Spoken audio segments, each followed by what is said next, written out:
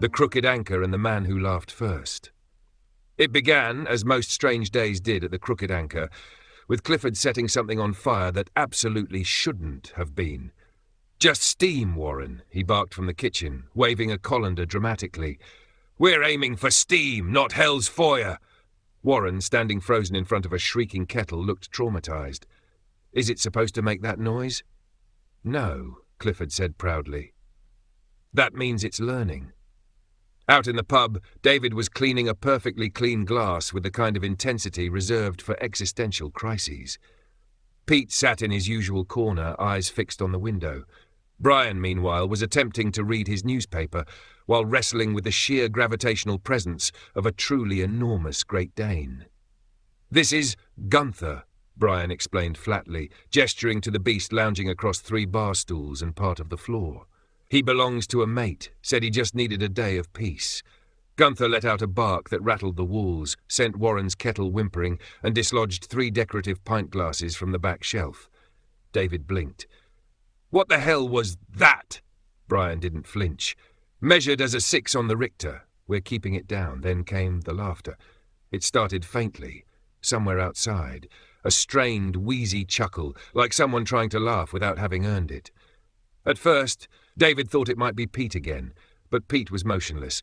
No, this was coming from just beyond the window. A man stood there. He wasn't quite laughing. He was wheeze-laughing, constantly, intensely.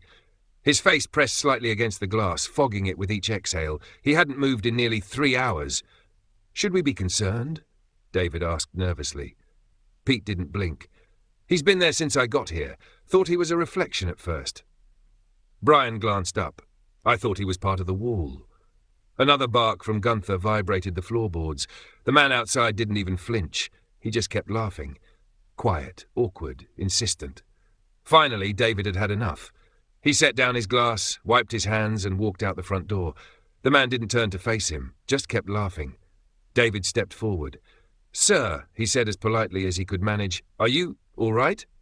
The man's laughter stopped instantly. He turned, slowly, wide-eyed, and in a tone both wounded and accusatory, he said, "Stop laughing at me." David took a step back. "What? No one's laughing at you." "You were," the man hissed. "You all were. Laughing. In there. Laughing at me." David turned and looked at the pub window. Inside, Brian holding down Gunther with a bar stool, Pete watching like a statue, Clifford throwing herbs at the kettle, and Warren trying to extinguish something with a ladle. "I mean," David said, "we're not weird, but I swear no one's laughing at you, mate." The man blinked, seemingly confused, then muttered something about the beans again, and wandered off into the hedgerow like a man with unfinished thoughts. David returned to the bar just as Clifford screamed, "The kettle's evolved!" Warren backed out of the kitchen slowly, singed and holding a pot of hot water that looked emotionally unstable. Gunther barked again, and a ceiling tile fell. "Anyone want lunch?" David asked, already knowing the answer. Pete blinked.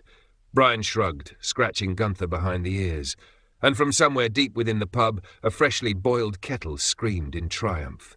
Just another normal, seismic, kettle-based afternoon at the Crooked Anchor.